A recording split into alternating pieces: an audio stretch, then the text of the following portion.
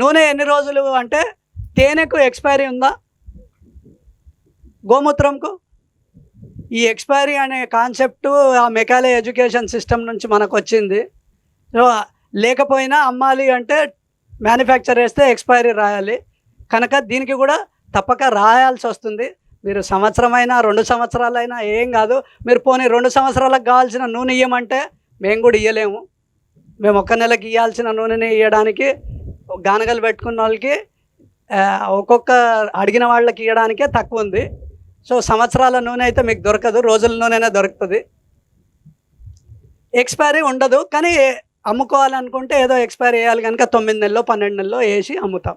రోటి పచ్చడికి మిక్సీలో పచ్చడికి తేడా మీ అందరికీ తెలిసింది అనుకుంటాను. నేను ఇప్పుడు మీ పక్కన మేడంకు టమాటాలు ఇచ్చాను, మిరపకాయలు ఇచ్చాను, చట్నీ చేయమన్నాను, రోట్లో పచ్చడి చేయమన్నాను, మిక్సీలో పచ్చడి చేయమన్నాను. దేంట్లో రుచి బాగా వస్తుంది? పర్సన్ సేమ్, మెటీరియల్ సేమ్, రుచి ఎందుకు మారింది? రుచి మారడానికి రీజన్స్ కావాలి కదా. రుచి ఒక్కటే కాదు, రుచి మారడానికి జరిగే ప్రక్రియ. నేను ఆ క్వశ్చన్ ఎందుకు అడిగాను అంటే, ఇక్కడ చాలామంది ఆల్రెడీ రోటి పచ్చడి తిని ఉంటారు కనుక ఆ ప్రశ్న అడిగాను. ఆ తిరిగే క్రమము, rotation per minute, standard pressure, temperature, ఇవన్నీ మ్యాటర్స్. ఎలక్ట్రికల్ వాడొచ్చా వాడొద్దా అంటే, సార్ ఎద్దుగానుగా ఒక ఉద్దేశము ఓన్లీ నూనె అమ్ముకోవడం కాదు. దాని ఉద్దేశము నూనె ఒక్కటే అమ్ముకోవడం కాదు. 2 ఎద్దులకు పని, దానివల్ల అవి కబేలాలకు వెళ్ళవు. 2 రైతులకు పని, వాళ్ళు పొద్దున వ్యవసాయం చేసుకుంటారు, తర్వాత నూనె గానక పెట్టుకున్న వాళ్ళతో పని చేస్తారు, సాయంత్రం మళ్ళీ వ్యవసాయం చేసుకుంటారు. 2 ఊరు వాళ్లకు పని. ఇది విన్ విన్. అంటే people, planet, profit. Uttam Kethi అంటారు, మధ్యం వ్యాపారి అంటారు, అధమం ఉద్యోగి అంటారు. ఈ ఎద్దుగానగా ఉత్తమంలో వస్తుంది, ఎందుకంటే వ్యవసాయంకు అనుబంధంగా ఉంది కనుక ఉత్తమంలో వస్తుంది. సంపాదించడానికి ఇప్పుడు పిహెచ్డి చేసి టీచర్గా పనిచేసేవాడు కంటే గప్చుప్ అమ్మేవాడు ఎక్కువ సంపాదిస్తున్నాడు అని లెక్క పట్టామనుకోండి, పిహెచ్డి చేసినోడు వేస్ట్ అవుతాడా? అట్లా మీరు డబ్బు రూపకంగా చూడకండి దీన్ని. డబ్బు రూపకంగా ఎట్లా చూడాలి అంటే, మీ ఆరోగ్యానికి ఖర్చు తగ్గిపోయింది అంటే అదే ఆదాయం.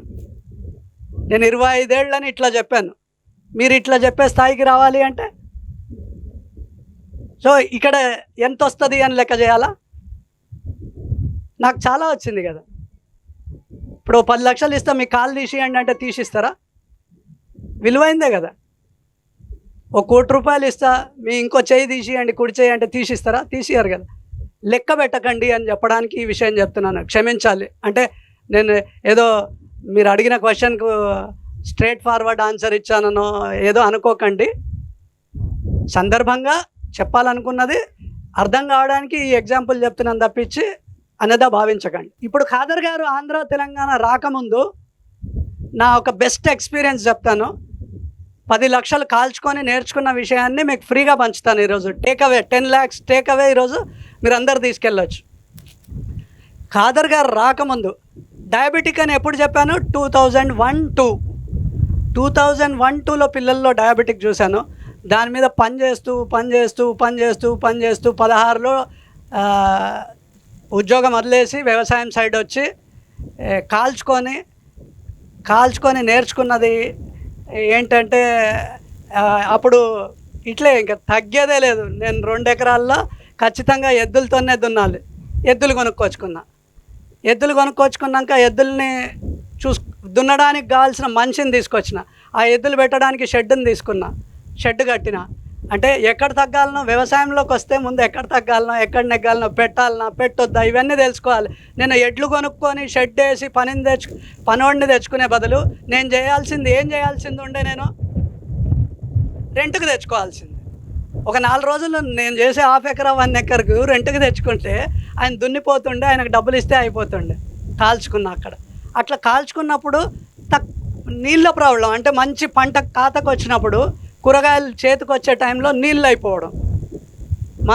నేను మహబూబ్ నగరే కదా, ఈ ఏరియాలో కొంత నీళ్ళు తక్కువే కనుక సో తక్కువ నీళ్ళతో పండే పంట ఏమైనా ఉందా అని ఆలోచించినప్పుడు ఖాదర్ గారిది ఒక్క 30 సెకండ్స్ 1 మినిట్ వీడియో ఒకటి దొరికి అందులో మిల్లెట్స్ అని దొరికింది. కొర్రల సామలు తక్కువ నీళ్ళతో పండుతాయని దొరికింది. పండించడం మంచిదే, తినడం మంచిదే అని ఆయన చెప్పిన విషయంలో డయాబెటిక్ ఇక్కడ బాగుండే కదా, తినడం మంచిదే పండించడం మంచిదే అంటే అప్పుడు పండించడం మొదలెట్టిన తినడం మొదలెట్టిన 8 సంవత్సరాల డయాబెటిక్ ఒక నెలలో రివర్స్ అయిపోయింది. 8 సంవత్సరాలది ఒక నెలలో రివర్స్ అయిపోయింది. ఒక అతను అయితే ఎంత సెన్సిటైజ్ అయిందంటే, మా ఫ్రెండ్ వాళ్ళ నాన్నగారు ఎంత సెన్సిటైజ్ అయ్యిండ్రు అంటే, పడుకున్నప్పుడు ఈ బెడ్షీట్ మడతపడ్డది అనుకోండి, కింద వేసుకున్న బెడ్షీట్ ఇట్లా మడతపడ్డది అనుకోండి, అది కూడా కూర్చుకునేది. అంత సెన్సిటైజ్ అయ్యారు ఆయన.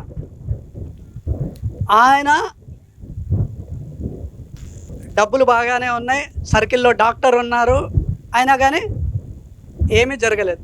నేను ఆ ఖాదర్ గారి విషయం అంటే ఆ మిల్లెట్స్ గురించి ఆయనకు చెప్తే 3 నెలల్లో నా బైక్ మీద ఎక్కి తిరిగేలాగా తయారయ్యారు. గుప్పెడు గోళీలు మింగే ఆయన 3 నెలల్లో ఎంత హెల్దీ అయిపోయారంటే నా బైక్ మీద ఎక్కి తిరిగేంత హెల్దీ అయిపోయారు. ఇట్లా 10 బెస్ట్ ఎగ్జాంపుల్స్ చూసిన తర్వాత అరే అందరినీ మార్చేద్దాము అని చెప్పేసి మహబూబ్ నగర్లో 16లో మిల్లెట్ హోటల్ పెట్టాను. మిల్లెట్ హోటల్ పెట్టి 16లో మిల్లెట్ హోటల్ పెట్టి అందరినీ మార్చేద్దాం, అందరినీ ఆరోగ్యవంతులు చేద్దాం. కాలనీలో శ్రీనివాస్ కాలనీ, వెంకటేశ్వర కాలనీలో పెద్దవాళ్ళు ఎక్కువ ఉంటారు, సమస్యలు ఉన్నవాళ్ళు ఉంటారు, కొంచెం పేయింగ్ కెపాసిటీ ఉంటుంది, వాళ్ళ పిల్లలు బయట ఉంటారు, వాళ్ళందరికీ ఆరోగ్యం ఇద్దామని అనుకొని మిల్లెట్ హోటల్ పెట్టాం. 10 లక్షలు కాల్చుకొని నేర్చుకున్నది ఏంటి అంటే, ఆరోగ్యం గురించి ఆలోచించేవాడు బయట తినడు, బయట తినేటోడు ఆరోగ్యం గురించి ఆలోచించడు. ఇది 10 లక్షల ఎక్స్పీరియన్స్. మీ ఆరోగ్యం ఎక్కడుంది అంటే ఎవడి కిచెన్లో లేదు, మీ వంటింట్లో ఉంది. సో మీ వంటింటి దిక్కు తిరిగితే మీ ఆరోగ్యం దొరుకుతుంది. మన కర్మ ఏంటంటే ఇప్పుడు కిచెన్లెస్ హోమ్స్ వస్తున్నాయి.